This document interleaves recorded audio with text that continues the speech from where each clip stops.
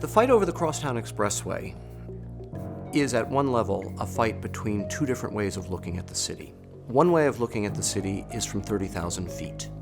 And you have big maps and photographs and you begin to draw lines between places that ought to be connected. The other way of looking at the city is from the sidewalk. And when you look at it from the sidewalk, many of those decisions made at 30,000 feet don't make any sense at all. It's very frightening to think of the expressway because it would destroy so much. Crosstown Expressway was to bifurcate South Street. The South Street business and residents said, "What are you doing? You're cutting the city off from the rest of the city? You have all these walls." Black residents thought that, wait a minute, things are bad enough as they are. Now I have difficulty with employment, difficulty making ends meet. And they're gonna tear my house down now that I worked so hard to get and to keep. You're gonna throw me out after all I've been through to get to where I am?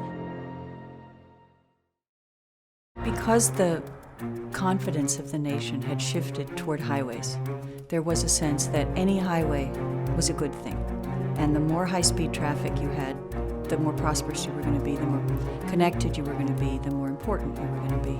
So Philadelphia looks at its situation and sees that it needs 4 expressways, north, south, east, and west, and that they should be connected in a loop. What they don't realize is that they're building a noose for themselves, in which the center city is going to strangle to death.